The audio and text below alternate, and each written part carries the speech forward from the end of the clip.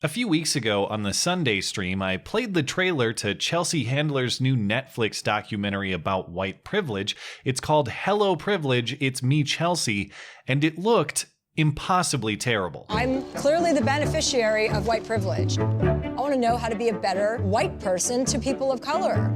We need to talk to people who are white and stop asking black people to solve our problems. I've never asked a black person to solve my problems in my entire life. In fact, I think it's best when people take responsibility for their own problems. But I suppose that's what makes me racist. I suppose that's exactly why I need yet another insufferable woke lecture from a washed-up celebrity spinster broadcasting from her luxurious Bel Air home with hardly a single racial minority within her entire ivory tower view. I mean, I haven't seen a black person in this neighborhood ever. Actually, no, that's not true. I saw a man at a house down below, and you know what I did? Waved to him to make him feel more comfortable. Talk about virtue signaling.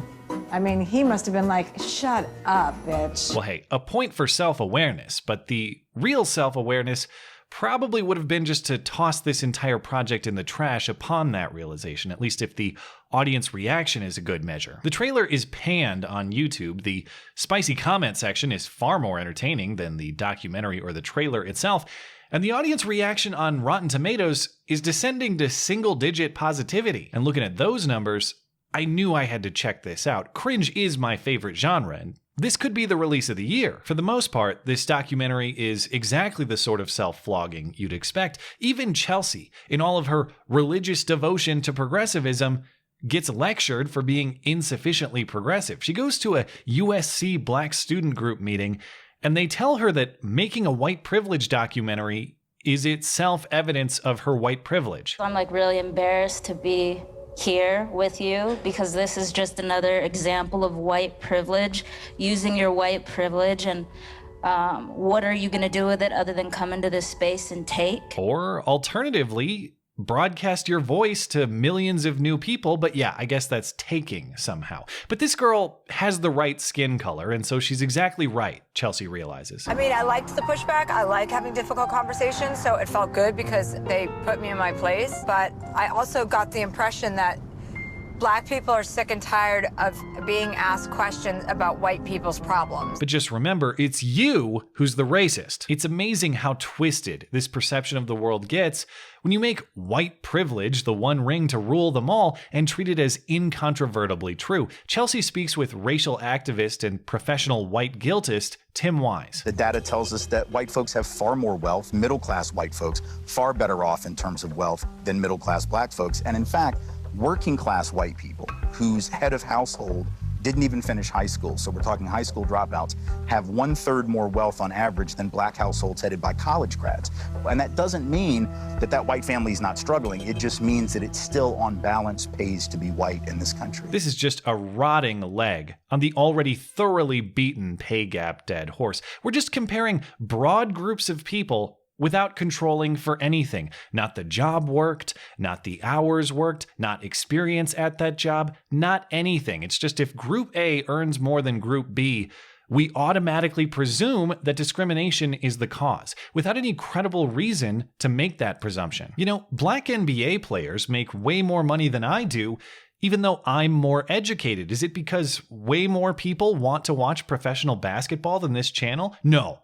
It's because of racism. If you treat one of those arguments as valid and the other as silly, I would love to hear your explanation why. There is another reason I wanted to watch this documentary though, and that's to get more information on a claim that Chelsea makes in the trailer. She says that as a teenager, she was caught with her black boyfriend with drugs multiple times, but only he got in trouble. I got caught with dime bags on me with my boyfriend Tyshawn 3 times, and every time he was arrested and I was let go. It never occurred to me that it was a racial thing.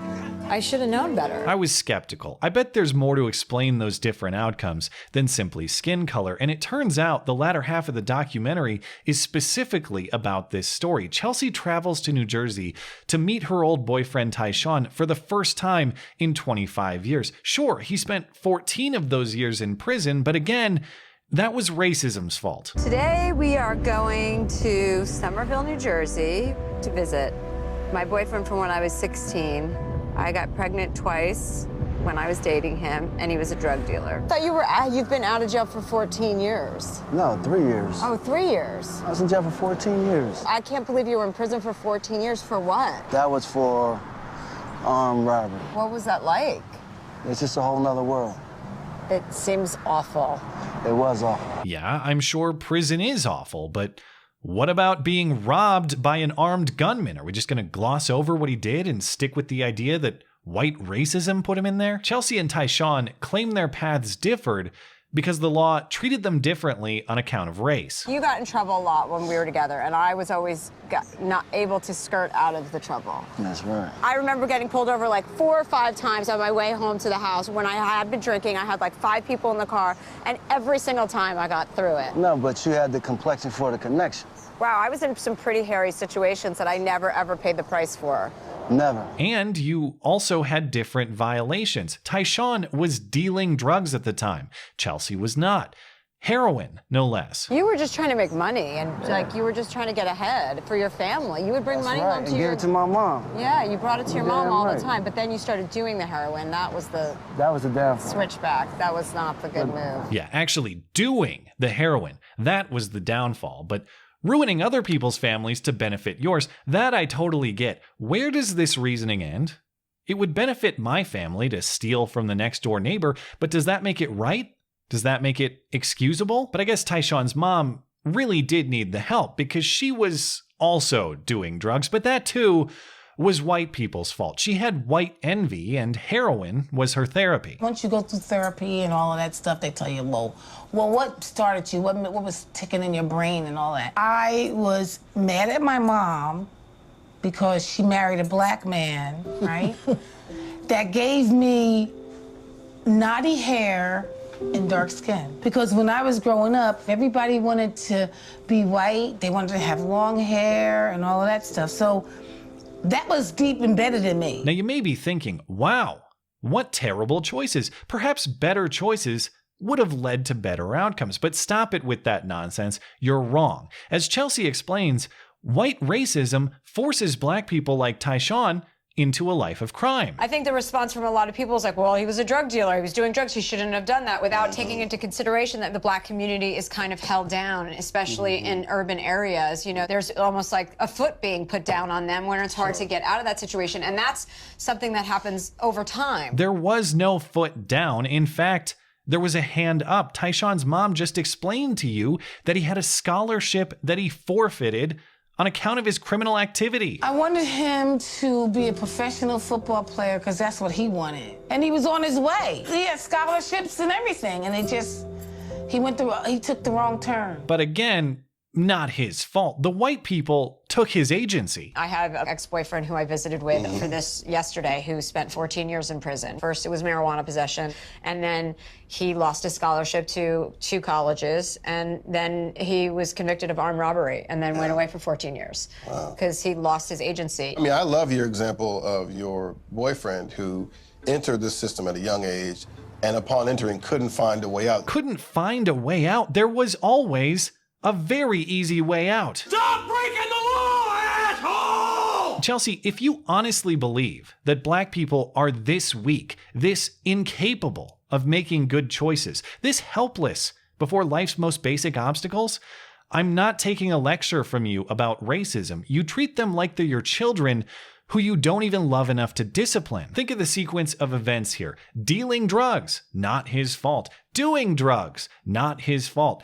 Pissing away a scholarship, not his fault. Robbing people at gunpoint, not his fault. Somehow, some way, this is still a white person's problem to solve. It's a white person's problem. It's not a black person's problem. Right. White privilege, right? Right. It's a white person problem that has consequences for people of color. At what point is this Tyshawn's fault? Chelsea, what is the line at which this white privilege excuse finally expires? Because as far as I can tell, this guy can murder you, and you'll ask what you did to deserve it from beyond the grave. A free country, first and foremost, means people are free to make choices, free to benefit from good ones, and free to suffer the consequences of the bad ones. And I agree that a moral society helps and rehabilitates and redeems those who stray, but part of that agreement is the proper assignment of responsibility and the acceptance from those who bear it. Nobody can help Tyshawn any more than Tyshawn can help himself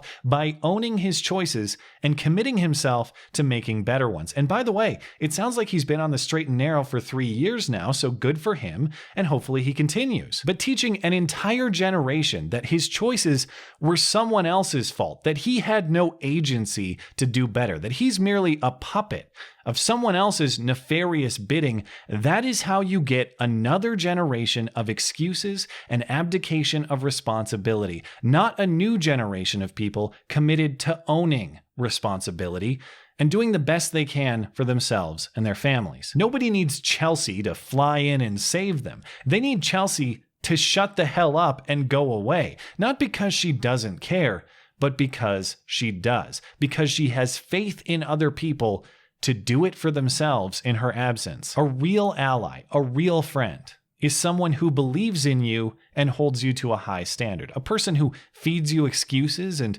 teaches you to point fingers instead of improve yourself, that's no friend.